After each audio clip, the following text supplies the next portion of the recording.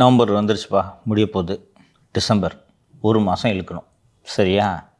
ஒரு மாதம் இழுத்துட்டா ஜனவரி மாதம் Seema Agarwal will become ineligible. அடுத்த பேட்சை உள்ளே கொண்டு வரணும். அடுத்த பேட்சில் அருட்தந்தை வந்துடுவார். அருட்தந்தை டிஜிபியாக ஒரு நாளாவது அந்த நாற்காலியில் உட்காரணும், அவ்வளோதான்.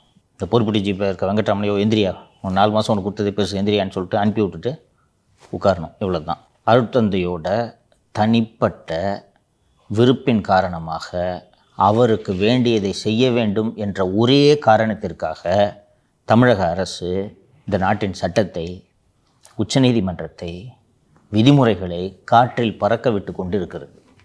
எந்த லட்சணத்தில் சிஎம் ஆட்சி பண்ணிகிட்ருக்காருன்றது இந்த நாட்டு மக்கள் புரிந்து கொள்ள வேண்டும், அவ்வளோதான். இல்லை சார், ஒரு அதிகாரிக்காண்டு எதிர்க்கட்சி தலைவர் தொடர்ந்து ஒரு 10 தடவைக்கு மேலே பேசியிருப்பாரு, ஆனாலும் நியமிக்காமல் இருக்காங்கன்னா என்ன சார்? அப்போ எந்த அளவுக்கு பலவீனமான அரசாக இந்த அரசு இருக்கிறது. அந்த அதிகாரியின் தயவில் நாம் ஆட்சி நடத்துகிறோம் என்று முதல்வர் நினைத்து கொண்டிருக்கிறார். அந்த அளவுக்கு ஒரு கையாலாகாத முதல்வராக மு.க. ஸ்டாலின் இருக்கிறார். எதுவுமே தெரியாதுப்பா, எத்தனை வாட்டி சொல்கிறதுனே தெரியலப்பா. சார் இன்றைக்கி சினிமாவுக்கு போகலாம் சார், கூலி படத்துக்கு வாங்க போகலாம் சார். இன்றைக்கி பையன் வீட்டில் பைசன் பார்க்கணுன்னு சொல்கிறார் சார், வாங்க போகலாம். உங்கள் வேலை சினிமா பார்க்குறதா, டிஜிபி அப்பாயின்மெண்ட் போடுறதா?